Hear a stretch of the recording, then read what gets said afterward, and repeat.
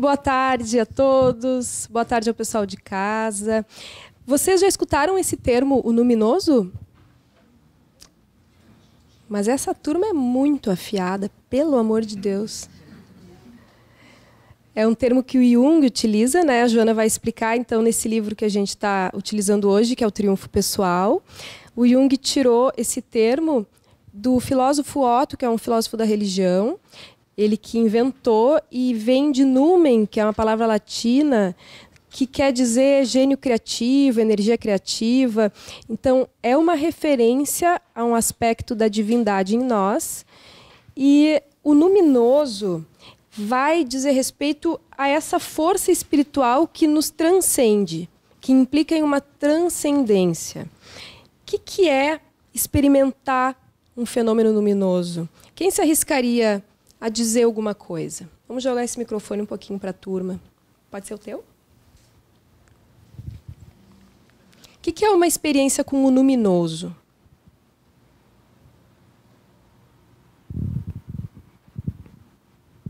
Quem já teve uma experiência com o luminoso? Não necessariamente tem a ver com coisas muito complexas. Pode ser, por exemplo, no momento de contato com a natureza, observando a beleza de uma flor, observando a grandeza, sei lá, de uma floresta. Pode ser que num momento de observação como essa que tu te referiste, a gente se sente integrada naquele ambiente, fazendo parte daquilo? Uhum. Sim, e especialmente assim, tem que ter esse elemento de grandiosidade, assim, da gente poder experimentar isso que nos transcende, né? Essa impressão de algo maior. Por isso que tem relação com o sagrado, com esse aspecto da divindade em nós. Essa força maior. Agora, tem um aspecto muito importante desse conceito que, se por um lado essa experiência ela provoca essa comoção, não necessariamente é sempre uma coisa positiva. Assim como quando a gente fala da experiência de contato com o self, que pode ser uma coisa muito profunda, muito enriquecedora, também pode ser uma coisa muito assim chocante, pode provocar um grande choque emocional. Então, nesse sentido, se por um lado exerce um fascínio, por outro também exerce um grande terror, assim, um grande susto, um grande medo. Então, isso é bastante importante. Às vezes a gente pensa na questão do êxtase, por exemplo, do êxtase espiritual, né, que pode ser uma experiência com o luminoso, só que a gente tem uma diferença importante aí, porque um quadro de êxtase espiritual implica numa plenitude, numa vivência de uma plenitude maior, de uma comunhão mais profunda. Então, o luminoso, ele vai ser sempre assim, vai ter essa ambivalência desse fascínio e desse terror, por ser uma coisa que nos transcende, por ser uma coisa muito grandiosa. A gente pega aquelas vivências do homem primitivo com a sua religiosidade, por exemplo, quando nós, sei lá, quando a gente admirava e atribuía coisas da divindade aos fenômenos da natureza, a um raio, a um trovão, por exemplo. Então, também aí a gente tem uma vivência do luminoso. E diz a Joana de Ângeles que o medo é uma das primeiras experiências com a religiosidade nesse sentido, com isso que é maior do que a gente. Então, é aquela sensação do homem selvagem, e até de todos nós, que daqui a pouco estamos em contato com a natureza. Pode ser uma visão da natureza muito bela, mas não só aquele belo que agrada os olhos, mas parece que naquele momento, diante de um mar, diante de uma montanha, de uma cachoeira, ou até mesmo diante de um acontecimento estupefante, por exemplo, cai um raio na frente da pessoa, e aquilo dá uma sensação de que tu pertence a algo muito maior. E o Rudolf Otto, que é esse filósofo das religiões que cunhou esse termo, ele fala que essa sensação nos dá, ao mesmo tempo, uma noção de pequenez nossa diante do cosmos, mas a noção de pertencer a algo muito maior, e é uma noção irracional. Lembrando de outras aulas, não no sentido pejorativo do irracional, mas irracional no sentido que nós vivemos a experiência, mesmo que não a tenhamos uma explicação racional sobre aquilo que está ocorrendo. mas a experiência real é uma experiência muito interna, não racionalizada. E o Rudolf Otto, ele traz, então, que o luminoso está na base, na raiz da experiência religiosa. Porque ele fez um trabalho importante, que depois o Jung vai pegar isso, e a Joana explora isso nos livros indicados para a aula de hoje, de que há uma diferença entre religião, como culto, como credo, como hierarquia, essa religião externa, sistematizada, e a experiência psicológica da religiosidade. Essa é uma experiência, segundo Jung traz, intrínseca ao ser humano.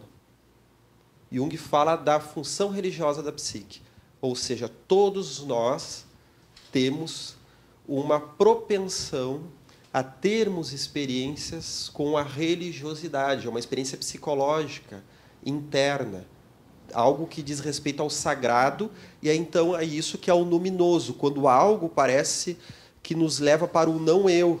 A gente sai do nosso ego e parece que a gente tem uma experiência com algo que é maior do que nós e que tende a nos auxiliar para que nós venhamos, inclusive, a modificarmos a nossa personalidade.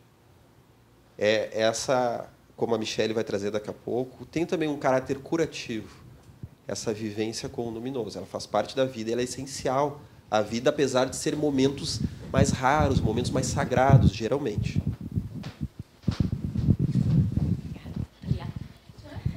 Eu acho que eu tive essa experiência quando eu fui assaltada. Eu tentei fugir do assaltante, claro, né? E ele veio por trás e me pegou. No momento que ele me pegou, eu senti que, pronto, né? Tinha que entregar tudo que eu tinha. Mas, ao mesmo tempo, desse pânico, desse pavor, eu tive isso que tu disseste, esse encontro. Parecia assim que eu estava nas mãos de Deus. Parecia que tinha alguém muito maior que tudo que eu já vi hoje, e nunca vou ver também maior, me segurou, me amparou e me deu a lucidez de jogar a chave, que é a que eu estava na mão, né? E aí eu joguei a chave e aquela proteção, aquela luminosidade ficou em mim um tempão, até que depois aí vieram me ajudar e tal. Mas e quando eu fui relatar isso lá no juiz, eu falei para ele, eu senti a presença que todo mundo fala, eu e Deus. Foi o dia que eu senti eu e Deus. E foi uma experiência horrorosa, traumatizante, mas, ao mesmo tempo, eu me senti amparada. E, a partir dali, eu revi muitas coisas na minha vida, muitas. Essa transformação, porque o luminoso, ele tende a vir numa experiência extrema, benéfica, boa, de religiosidade, de contemplação, de amparo, mas também em momentos terrificantes, às vezes na morte de um parente, de uma pessoa querida, a pessoa simplesmente é arrebatada. Então, o luminoso, ele reúne qualidades paradoxais, como algo muito belo, algo forte, arrebatador, mas, ao mesmo tempo, terrificante. Então, é algo estupendo, terrificante, algo tremendo, como ele coloca, né? É um mysterium tremendus, como o Rudolf Otto define, então, o luminoso, né? Então, não necessariamente essa experiência tem que ser consciente, assim, consciência de onde que está vindo isso e tal. Muitas vezes é aquela sensação que toma a pessoa sente, mas não sabe exatamente o que causou. Claro, nesse caso foi o assaltante, vamos dizer assim, mas na hora a pessoa não pensa de onde é que está vindo aquela sensação, né? Exatamente, a consciência participa, sim, mas ela não sabe de onde é que veio aquilo. É a mesma coisa, eu imagino aquelas referências, uma vez eu li uma reportagem sobre isso, sobre os mergulhos no Deep Blue, que é o azul profundo, em que mergulhadores na costa brasileira vão numa região que é muito profunda e, de repente, eles se dão de cara com uma baleia. E é uma região assim, que tem... o mergulhador está numa região de uma alta visibilidade e vê uma baleia azul passando na tua frente. Então, tem uma foto, às vezes, que aparece um mergulhador pequenininho na frente daquela baleia. Então, pessoas que, às vezes, relatam a aurora boreal, mas não se preocupa, a gente não precisa só mergulhar nesses lugares e nem estar lá no Polo Norte e no Polo Sul para ver a aurora boreal e a aurora austral. A gente pode ter isso até olhando uma plantinha dentro de casa, tá? Mas é uma coisa, é um movimento, é um momento único que algumas coisas se conectam entre o mundo externo e o mundo interno. E realmente, né, não adianta eu escolher assim, legal essa aula da Joana, hoje eu vou em casa e quem sabe eu vou ter uma experiência com o luminoso. A gente não escolhe. Mas quanto mais nós estivermos olhando para dentro, esse nosso contato com o self, porque há também, isso propicia um contato com o self, é mais possível ocorrer. Eu queria só fazer mais um comentário. Me lembrei, por exemplo, dos astronautas, né? Quando eles entram em contato, quando eles saem do planeta, todo mundo diz que desses caras, a gente vê o depoimento deles, quando eles voltam, é impossível ser a mesma pessoa, né? Eles têm um contato, imagino assim, que numa proporção imensa, né? Já pensou? Que a pessoa sente. E a outra coisa que eu ia comentar só, não sei se dá para se chamar de uma experiência luminosa, mas assim, na hora de criar alguma coisa, sentar no piano, por exemplo, tá tocando e simplesmente parecer que não é tu que está tocando ali, sabe? Mas que realmente tem uma... E mesma coisa quando a gente está escutando, às vezes, uma música, a gente vai no teatro, vai ver uma conversa, daqui a pouco, quando tu vê, tu está saindo uma lágrima do teu rosto, tu está sentindo aquela sensação que não sabe nem explicar, né? Então, só... Exato, porque eu acho que daria para a gente dizer assim, são experiências que extrapolam os limites do ego. Então, a gente sai daquela consciência egóica e, por isso, tem essa noção desse algo maior. E estou adorando os exemplos, porque é bem isso. Às vezes são coisas boas, às vezes são coisas ruins. Eu até diria assim que na experiência da colega, não que tenha sido o ladrão que ocasionou aquilo, mas provavelmente a atuação dos mentores ali junto dela na proteção, ela ter percebido a atuação espiritual e aí ter sentido, mas aquilo transcende a consciência, não é uma coisa raciocinada na hora. Ela ter sentido aquela intervenção e, apesar daquela vivência negativa, ter percebido que ela estava amparada, e aí isso oportuniza essa vivência do luminoso, né? Então, é sair daquela limitação imposta do ego. A experiência do luminoso sempre vai estimular ao avanço do ser, só que, às vezes, a gente pode ficar um tempo presos no choque emocional, né? Ou não, a gente pode aproveitar aquela experiência para um crescimento, para poder avançar. Tu falasse do astronauta, agora estava me recordando do Jung, quando teve a experiência de quase morte, que ele sai do corpo, e aí ele se vê distante da Terra, como se ele tivesse, né, como se estivesse, não, estando, né, mas como se estivesse numa nave espacial. E aí essa experiência, essa impressão grandiosa, assim, também deu para ele essa vivência do luminoso, sendo que naquela ocasião ainda o homem não tinha ido para a Lua, né? Isso ocorreu em 1944, que o Jung ele quebra o pé, logo depois ele tem uma parada cardíaca e ele entra em coma, tem uma experiência de quase morte. E ele, então, ele tem essa projeção astral, desdobramento, em que ele se vê, então, acima, justamente, a uma determinada distância que depois, quando o homem foi ao espaço, vieram as fotos confirmando aquelas imagens da Terra, porque às vezes a gente não tem noção disso, desse aspecto histórico, que as imagens que nós temos da Terra, que nós já é tão banal isso para nós, naquela época não se tinha, eram especulações. E ele se vê acima do Ceilão, ele vê um pedaço da Índia, e ele tem essa experiência que ele diz que foi a maior experiência da vida dele, que depois, quando ele volta, né, para o corpo, lá no hospital, ele diz que tudo nem se compara. A sensação que ele tem de que nós estamos num mundo assim muito concreto, muito chapado, né? O 3D parece 2D, quase, né? E que ele viu algo muito maior, se sentiu fazendo parte de algo muito maior. Ele viu entidades hinduístas que conversaram com ele, lá na espiritualidade, dizendo que não era o momento dele. Ele viu lá o médico dele, que tratava ele, e o médico foi chamar ele, e por algumas características ele viu que o médico estava quase desencarnando. E daí, quando ele voltou para o corpo, ele tentou alertar, o médico te cuida, tu vai morrer. O médico, não, isso aí foi bobagem da cabeça. Ele diz assim que antes dele ter alta, o médico já tinha morrido. Então, realmente foi uma previsão que ele teve. Isso mudou totalmente a vida dele. E, segundo os biógrafos, diz que a partir deste momento, ele tem uma noção clara da vida após a morte. Aí é a certeza dele total da vida após a morte. E que depois a teoria da sincronicidade, que ele também já vinha desenvolvendo, né, junto de Wolfgang Pauli, que é um físico quântico muito conhecido, Nobel de Física, que, na verdade, dizem as cartas dele, que na verdade era uma tentativa de se criar uma resolução científica, psicológica e física sobre a sobrevivência após a morte.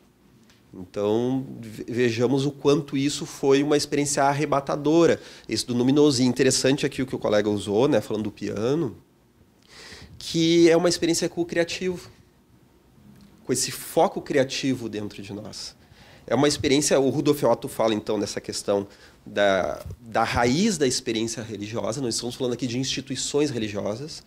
E Jung aproveitou isso, analisando, diferente de Freud, falava do futuro de uma ilusão, como a religiosidade ser apenas, então, uma repressão da sexualidade e que isso seria superado no futuro. E Jung diz, olha, mas não há civilização alguma na face da Terra que não houvesse religiosidade, que não houvesse imagens religiosas, descrições de estados paradoxais. Aí entram outras coisas, como o mediúnico, o paranormal, as experiências anômalas, como são chamadas na ciência atualmente, né? Porém, não precisa haver só a mediunidade, a paranormalidade. É uma vivência interior psicológica, muito antes disso. É uma experiência, então, muito tocante e que está presente em todas as civilizações. Daí o Jung vai pegar a base arquetípica disso, porque há o arquétipo de Deus, que é o self, é o nosso Deus interior. Então Jung vai nos dizer que nós temos uma religiosidade intrínseca, que ele não poderia, como falamos em outras aulas, ele não poderia atestar a realidade de Deus, porque ele é psicólogo, ele não tinha como chegar à comprovação ou à negação de Deus, mas ele era, sim, capaz de atestar a experiência psicológica do divino, que como experiência psicológica Deus existe. Está gravado dentro de nós, depois ele relaciona isso com a figura arquetípica do self, o nosso eu maior, né, que é Deus dentro de nós e ao mesmo tempo a nossa personalidade maior do que o nosso eu pequeno, que é esse ego mais imediato aqui, que nós nos identificamos. E é isso que vai nos levar a essa experiência do divino. E quando a pessoa nega essa experiência religiosa, ela vai ter de outra forma. Ela vai projetar, por exemplo, os ateus agnósticos projetam muitas vezes na ciência, como no caso do movimento que começou no século XIX do cientismo ou cientificismo, que é aquela noção que às vezes aparece na ciência hoje como se fosse sinônimo de ciência, que a ciência logo vai chegar à resolução de todos os problemas. E se acreditavam os maiores cientistas do século XIX, acreditavam que no início do século XX não haveria mais mistérios para a ciência. Se chegariam à verdade absoluta, digamos assim, olha o tamanho da utopia, né? Então é uma forma de projetar o divino na ciência. Tanto que há um pesquisador da Universidade Federal de Juiz de Fora, Saulo Freitas Araújo, que no livro Explorando as Fronteiras das Relações entre Mente e Cérebro, está em inglês esse nome, depois nós vamos colocar a capinha ali para quem está assistindo em casa e para quem vai rever a aula depois em casa, né? Ele explora a noção histórica de que não há um método materialista em lugar algum na ciência. Não há uma descrição de um método materialista. Como nós já falamos em outras aulas, a ciência ela tem uma vinculação íntima com a lógica e o método científico de experimentação, de generalização para a comprovação, através da generalização. E não com o ceticismo, com o materialismo, ou melhor, o ceticismo pode levar também a outras conclusões, ao materialismo e nem com o espiritualismo. Um cientista ele pode ser tanto espiritualista quanto materialista, e ele trabalha então ele trabalha a noção do materialismo como crença e não como base da ciência. É a crença de muitos cientistas e que ele fala que é uma crença louvável, tanto quanto o espiritualismo, que a pessoa tem o direito de ter essa crença, mas dizer que ciência é sinônimo de materialismo é fazer uma aferência Impossível. Porque a física quântica, por mais desenvolvida que esteja, ela ainda não chegou no estado último da matéria. Quanto mais se avança, mais se vê que existe quarta dimensão, existe matéria escura, que eles falam que o espaço está tomado de matéria escura, que preenche a maior parte da realidade, mais do que essa matéria que a gente está vendo aqui, que é a matéria invisível, como eles chamam, e que algumas pessoas fazem alguma colocação bastante interessante, que pode-se aí estar falando do fluido cósmico universal. Esses dias um paciente meu leu o Livro dos Espíritos e disse assim, olha, isso aqui já foi editado quantas vezes? Olha, teve uma edição de Kardec pouco tempo depois da primeira edição. Porque está falando aqui de física quântica, e nessa época não existia. Física quântica surgiu em 1900. E pois é, né? Então os espíritos, eu acho que eles já sabiam algumas coisas a mais do que nós, né? Os espíritos desencarnados. Então, demos toda essa volta para falar assim que muitas vezes esse sagrado... Agora retomando, né? O pessoal perdeu assim, onde é que eu fui parar, né? O sagrado, se não vivido, ele vai ser projetado até mesmo na ciência. E a pessoa faz da ciência um ato de fé. E aí nós podemos ter uma fé raciocinada ou uma fé cega. Tem um outro aspecto muito interessante que a Joana coloca a respeito da experiência do luminoso e da nossa relação com o self, que ela diz assim, que o self ele tem uma característica amoral. E que justamente por isso as experiências de contato com ele são muito difíceis. Vocês lembram de um encontro anterior, há uns 3 encontros atrás, eu acho, que eu trouxe para vocês um exemplo do Corão, se não me engano, que era de Moisés tendo contato com o anjo, e aí o anjo tinha algumas atitudes que não eram compreendidas por ele, mas que depois, bem explicadas, se fazia entender. Vocês lembram disso? Que muitas vezes quando a gente tem algumas experiências na nossa vida que parecem muito ruins, tempos depois a gente vai entender o sentido daquilo. Para o ego, no momento, aquilo era terrível, mas para o nosso self tinha um sentido mais profundo de crescimento espiritual, etc. e tal.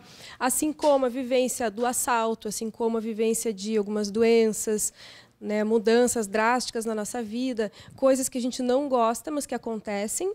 E anos depois a gente vai entender o sentido daquilo. Então, o self ele nos proporciona experiências desse tipo. Ele não está encarcerado nos limites da moralidade, ela coloca assim, e nem dos padrões psicológicos dos nossos tempos, por exemplo. Então, isso é bem importante também.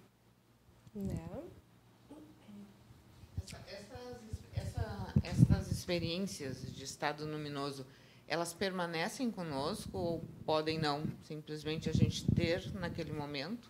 Não, a gente vivencia naquele momento, a gente faz ficamos com os registros, mas elas duram um determinado momento, a gente não fica com elas. Talvez o ficar com elas seja um estado de uma maior integração aí, né, posterior a essa conquista de um estado pleno e que aí a gente possa se manter.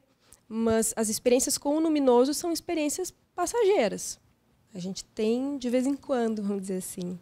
Elas ficam registradas. Sim, sem dúvida. Nada se perde. A gente fica com os registros de todas as experiências psíquicas que a gente tem, sem dúvida. Porque, assim, eu acho que o luminoso não é a individuação, eu sei. Mas, assim, quando atinge, por exemplo, Francisco, Paulo, na Estrada de Damasco, eles tiveram esse momento luminoso e eles atingiram a individuação, isso? Ah, sim. Aí, quando eles chegam naquele estado de iluminação, né? Tipo quando Siddhartha Gautama se torna o Buda, né? Que ele conquista a iluminação plena. Mas o início foi um estado luminoso. Sim, entendo que sim. Aí seria a associação que a gente tem do luminoso com o êxtase, da mesma maneira. Né? É uma característica do luminoso, mas nem todo luminoso é um êxtase, uma iluminação. Nós podemos ter uma experiência luminosa lendo o Livro dos Espíritos, lendo a Bíblia, lendo o Corão, lendo um texto do budismo tibetano, vendo uma obra de arte, porque nós não estamos falando apenas daquelas experiências top, como se diz assim, né? Como Paulo, como Francisco, que evidentemente são bons exemplos de experiência luminosa. Mas são aqueles momentos que parece que nós somos tocados por algo maior. E podemos trazer alguns exemplos. Assim, na Bíblia, tem estes casos, né, de Paulo de Tarso.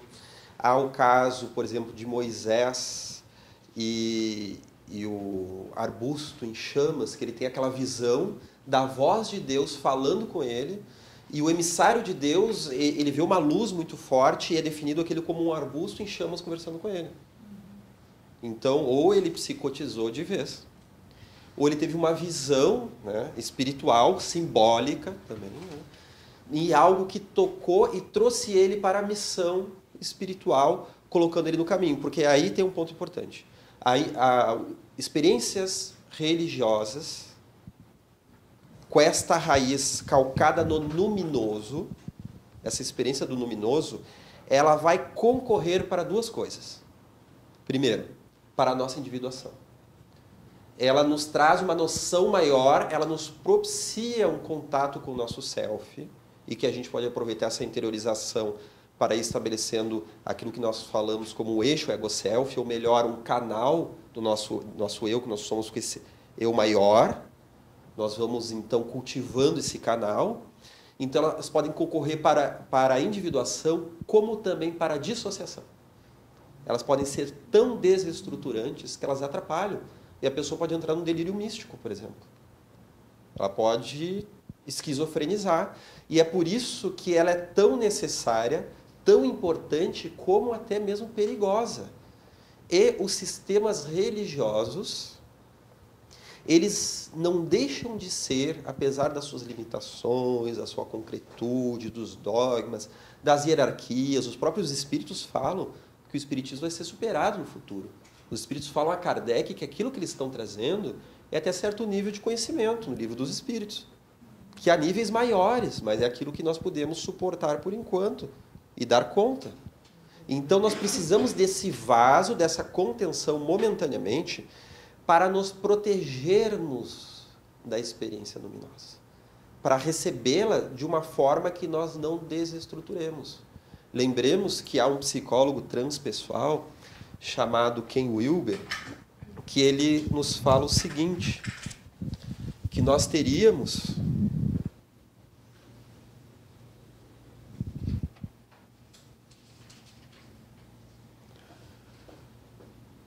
o nosso pré-ego, ou seja, aquele nosso estágio infantil, aquele nosso momento como bebê, como criança, em que nós estamos formando o nosso ego, nosso eu não está ainda bem formado, nós estamos saindo do inconsciente para a consciência. Daí, depois nós vamos formar bem o nosso ego, como já falamos na aula sobre ego, também na aula sobre self, sobre individuação, que um ego forte não quer dizer um ego rígido, ele só é bem estruturado, forte para suportar a sombra, para suportar o contato com o self, mas ele tem que ter uma maleabilidade. Um ego muito rígido, ele está se enrijecendo porque ele está com medo de ruir. É um instinto interior para que ele não venha a ruir. E há os momentos de transcendência que o luminoso pode nos auxiliar nesse momento. Em que nós, nessa transcendência, nós vamos para o trans-ego. E que o luminoso, então, quando nós somos arrebatados por uma sensação de algo muito maior, ele vai nos levar para cá. Mas se nós não estivermos preparados, olha que seta linda, né? Se nós não estivermos preparados, nós vamos cair no pré-ego. Então a pessoa pode esquizofrenizar, a pessoa pode ou ficar muito abaloada, muito atrapalhada e não conseguir reorganizar aquele material. Na aula sobre individuação, nós mostramos aquela imagem do rei doente, a imagem de Francisco cambaleando. É o momento de confronto entre ego e self, que o ego sempre sai meio chapuletado, e que vai nos levar à individuação, mas isso não é garantia.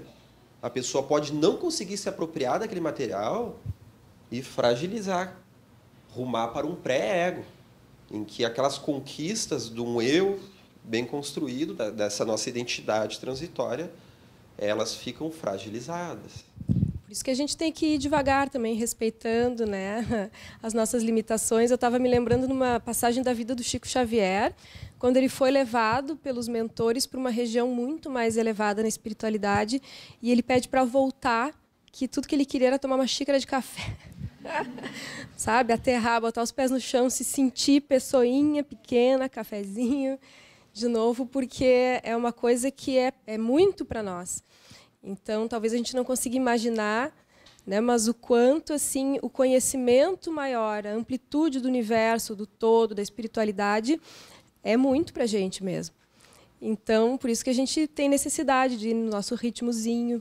Nós estamos ainda muito pertinho dos animais, então a gente tem que tomar consciência disso e ir devagar, né? Exatamente, a Joana fala que no nosso cérebro triuno a gente tem toda a história, não só da humanidade, mas do psiquismo como um todo, né? Porque a gente tem na parte reptiliana do cérebro os registros mais primitivos, depois a parte dos mamíferos, até chegar no neocórtex, onde a gente recém está começando a despertar algumas possibilidades e a grande maior parte ainda permanece desconhecida, né? E ela coloca que o nosso self é o herdeiro disso tudo, que foi construindo ao longo de centenas de milhões de anos. Então, a gente tem aí uma história grandiosa dentro de nós, mas não temos noção do todo que está à nossa frente ainda. Então, é muito interessante, né? O luminoso, então, são pequenos lampejos assim que nos preparam para essa vivência maior, quando nós realmente concluirmos o processo de individuação do espírito, lembrando que a cada encarnação a gente vai ter propósitos, objetivos de pequenas individuações, vamos dizer assim, mas ao longo do nosso processo reencarnatório, quando a gente concluir essa caminhada e nos tornarmos plenos, então são pequenos lampejos intuitivos, né? A própria intuição a gente está desenvolvendo devagarinho. Ela fala que os fenômenos paranormais, os fenômenos mediúnicos também podem se relacionar com essa experiência do luminoso, né? Não que sempre que estejamos mediunizados a gente vai estar tendo experiência com o luminoso, não é isso, mas que podem estar relacionados por nos oportunizar esse contato com o transcendente.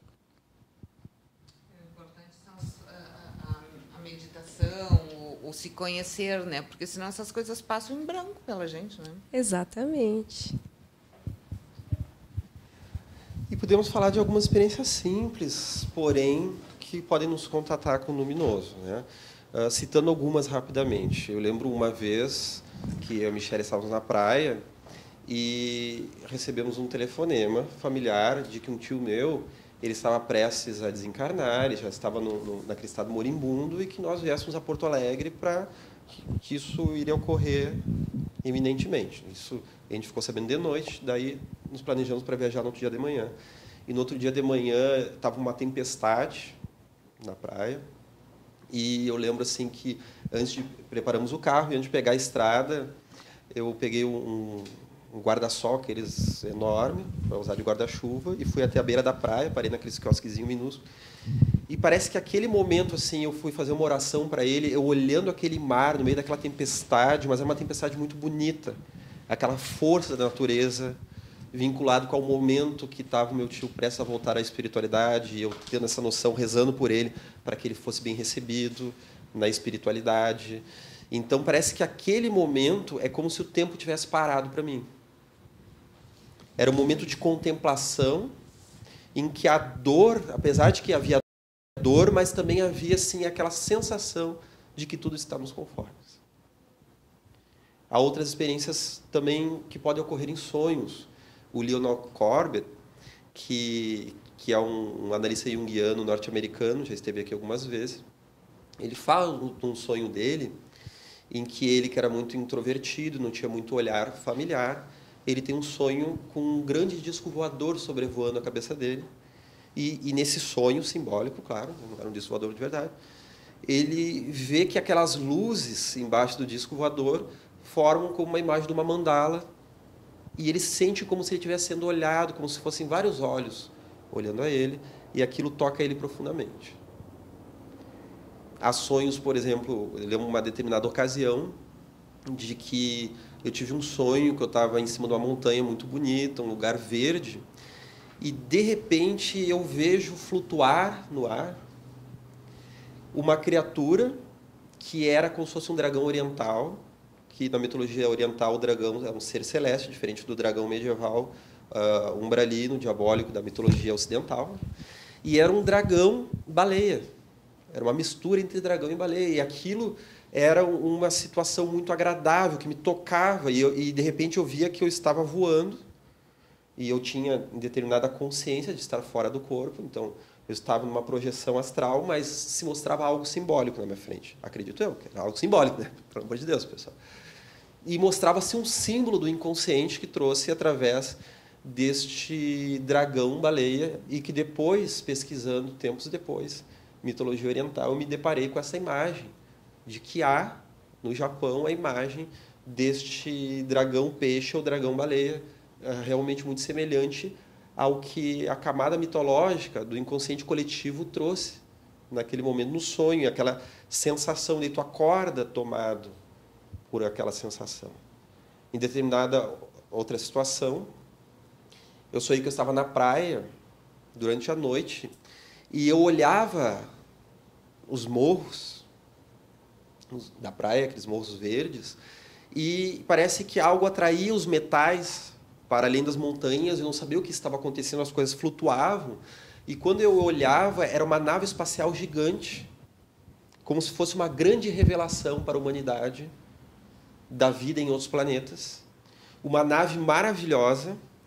E essa nave, ela atraía peças que vinham de outros lugares, que eu não sei de onde, peças enormes, metálicas, mecânicas, para ver qual encaixava melhor para que ela pudesse estar disposta a alçar voo novamente para o espaço sideral. E era, então, uma situação, assim, era uma alegria muito grande, de uma grande revelação, como se fosse uma revelação de espiritualidade, de vida em outros planetas, mas tudo, claro, num sentido muito simbólico, esses sonhos. Então, eram sonhos que, de alguma forma, eu estava tocando as camadas arquetípicas da psique e tendo essa sensação de que nós participamos de algo a mais. E lembrando das nossas aulas passadas, né? Essa religiosidade calcada no luminoso é o que estamos falando da experiência psicológica da religiosidade. Porque Jung vai nos falar de que há o religare, que dá, então, a origem à palavra religião, que é a religação, mas há também um outro aspecto da palavra religião, que é o religere, que é o olhar de novo, que quer dizer um olhar cuidadoso. Então, uma experiência religiosa não deixa de ser uma experiência sagrada de algo que, para nós, é sagrado, é algo que nós temos um cuidado, é algo cuidadoso, uma reflexão psicológica, algo que nós cuidamos com todo carinho. É o religere, o olhar de novo.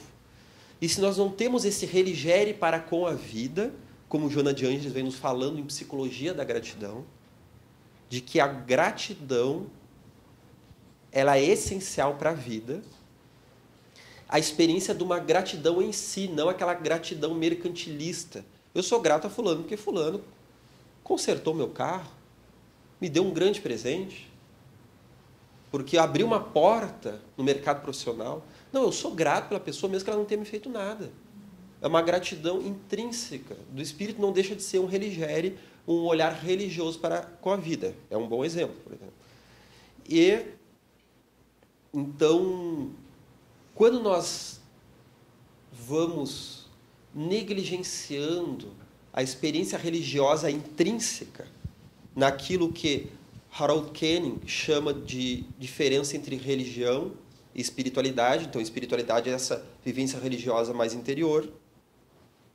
Gordon Allport usa uma outra nomenclatura, que é a religiosidade externa, que é a religiosidade, então, das hierarquias, dos dogmas, como é que vão me ver na casa espírita, com que roupa eu vou na igreja, com que roupa eu vou, então, na mesquita, aquela coisa de como eu sou considerado no círculo religioso, uma coisa de poder também, que está muito presente, essa religiosidade externa. Então, o Gordon Allport fala da importância da religiosidade interna, que é o que Koenig chama de espiritualidade e que Jung chama dessa vivência da religiosidade inerente ao ser. Se nós não temos isso, nós vamos projetar lá fora. nas coisas brilhantes. Já viram aquela propaganda, qual vai ser o seu novo? Nós temos que ter um novo todo dia. Então, aquela experiência do bebê, que tudo é novo, né? Para o bebezinho, 1 ano de idade, explorando os ambientes, coloca tudo na boca, né? Um diabo, essa fase para os pais, né? Põe os dedos na tomada, ele quer descobrir tudo, a criança quer descobrir tudo, tudo uma exploração, tudo tem cor, tem aquela fase que joga os objetos no chão para ver como é que cai. Então, a gente busca isso através do smartphone novo, que todo ano tem que ter um smartphone novo, aquelas telas brilhosas, o brilho do smartphone, o brilho da TV, é o campeonato do futebol, é a projeção do selfie, que nós já falamos nas últimas aulas, na sexualidade, porque exploramos também aquela concepção que é nos trazida pela psicologia analítica, de que o arquétipo da comunhão, ele tem 2 polos, o polo infravermelho, corporal, que é o da sexualidade. Nós nos sentimos em comunhão com o nosso parceiro, a nossa parceira sexual, através da sexualidade. É um sentimento de comunhão que pode vir completamente enlouquecida, mas pode vir também de uma forma bastante integrativa, nos levando à plenitude, a nos sentir bem conosco mesmo e com o outro. Então, o êxtase aqui sexual vai nos trazer a sensação da comunhão, e há também a vivência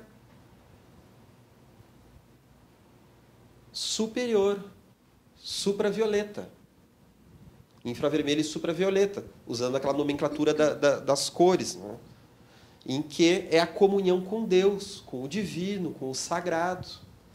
Então, essa experiência luminosa, essa experiência do sagrado, ela vai estar na mediunidade bem sentida, em que nós abrimos mão da nossa personalidade para que o mentor possa falar por nós naquela hora. E a gente se vê num êxtase, que daí já é um aspecto superior do luminoso, que a Michele colocou. A gente se vê num êxtase, porque aquela personalidade maior do mentor, como Paulo coloca, já não sou eu que vivo, mas é o Cristo que vive em mim. Como Jung coloca no livro Os Arquétipos e o Inconsciente Coletivo, que o oriental ele vivia o não ego, ou o não eu, quando ele, em estado de meditação, ele se deixa, naquele momento, abrir mão da sua personalidade para viver a personalidade de Buda ou a personalidade de Shiva. Então, ele é tomado por aquela personalidade. Na Umbanda, então, quando a pessoa é tomado pelo orixá, tanto num processo mediúnico, mas às vezes não é um processo mediúnico. Não é só isso, né? Às vezes a pessoa em casa, ela está lendo ali um salmo, ela está lendo uma passagem do Novo Testamento e parece que aquela personalidade maior está ecoando dentro de nós. É Jesus falando, são os profetas falando, mas não é só eles. É a nossa psique, é o nosso self falando dentro de nós, nos levando numa simples leitura, numa simples meditação. Aquela experiência também quando nasce um filho, não é? Então, eu lembro muito bem quando nasceu a nossa filhinha Sofia, a nossa segunda filha, que a bicha lá nas dores do parto, chorando lá, e eu estava naquele momento inebriado por aquela sensação maravilhosa. Há alguns momentos em que isso ocorre, né? Mas lembrando, a gente pode ter isso de uma forma simples, às vezes ouvindo uma palestra, quem é que não ouviu assim, palestras do Chico falando, do Dalai Lama, do Papa Francisco, às vezes falando aquelas palavras maravilhosas que tocam a alma, e parece que quando a gente está ouvindo aquilo, a gente sai do tempo e espaço. Parece que a gente não está mais sentado numa cadeira, no auditório ali, a gente sabe-se lá onde é que a gente estava, e aquilo nos tocou de uma forma simples. Aparentemente simples, porque a experiência luminosa ela é muito complexa. Viktor Frankl viveu alguns momentos no campo de concentração. Nós já falamos, né, naquele livro Em Busca de Sentido, em que ele, como um psicólogo no campo de concentração, ele tem aquela experiência terrificante e, enquanto muitos iam ao suicídio, quando ele dizia que eles corriam para o fio elétrico, enquanto os outros, até mesmo os Capo, que eram os judeus designados pelos nazistas para controlar outros judeus eram também cruéis. Ele teve muito sofrimento, chorou muito, sofreu muito, muitas vezes tinha aquela tendência destrutiva dentro dele, mas ele teve momentos em que ele saiu de si e aí que ele concebeu a sua obra, então, psicológica, neste momento muito marcante. Como também nós já relatamos inúmeras vezes, Jung quase esquizofrenizando, tendo aquela imagem do banho de sangue tomando a Europa, que é aquela imagem, então, pré-Primeira Guerra Mundial, e depois ele entende que aquilo era uma visão do que viria, então, da Primeira Guerra Mundial, foi um pouco tempo anterior ao estouro da Primeira Guerra. Então, foi uma experiência luminosa também, que arrebatou o ser dele, que tocou o ser dele, mas que era extremamente destrutiva. Naquele momento, aquilo ali tocou a personalidade dele, né? Então, o Freud, ele tem uma visão muito ambígua da religiosidade. Ora ele aceita, ora ele nega. Então, na teoria científica dele, ele nega, mas as portas fechadas, ele teve experiência mediúnica, experiência telepática, isso está nas biografias dele. Elizabeth Rudinesco, Ernest Jones escreve sobre isso, né? Ele dizia que Anna Freud era excelente telepata, serviu como médium muitas das vezes, então ele tem uma experiência ambígua. A hora ele critica, mas a hora ele fala do ocultismo. Ele criticou muito Jung, mas ele tinha experiências de telepatia. Ele relata isso. Está, inclusive, nas obras completas de Freud. Basta pesquisar, né? Sonhos e telepatia, psicanálise e telepatia, esses textos em que Freud debate sobre isso. Então, ele muitas vezes via só como uma vivência, uma projeção da sexualidade. Nós vimos que, na verdade, há uma conexão, porque o arquétipo da comunhão é a sensação de comunhão, mas então, ele também passou por essas experiências luminosas. Ele criticou, no mal-estar da civilização, a experiência do sentimento oceânico que os praticantes de yoga relatavam, de estar conectado a tudo, como uma experiência de regressão do bebê no colo da mãe, no momento em que estávamos misturados com a figura materna. Mas não é apenas isso. É uma conexão com Deus. Então, ele viu apenas a visão reducionista e pobre disso. Ele não viu a visão, então, integrativa, construtiva e necessária para o desenvolvimento da personalidade. Então, pessoal, esta foi a nossa penúltima aula. E aos nossos colegas que nos acompanham de casa, nós teremos, então, semana que vem, a nossa última aula de encerramento, aonde trabalharemos as técnicas oferecidas por Joana de Ângeles para entrarmos em contato com todo esse manancial de riquezas que ela vem nos oferecendo através da série psicológica. Então, nós sugerimos às pessoas que estão em casa, caso queiram receber no seu smartphone, na sua televisão, no seu computador, o aviso dessa aula, essa postagem na íntegra, que se inscrevam em nosso canal, acione o sininho, né? Hoje em dia a gente aciona o sininho, antigamente a gente batia no sino, né? Hoje a gente aciona o sininho, vejam só, para que possa receber esse como outros conteúdos da TV América. Então, até a próxima aula.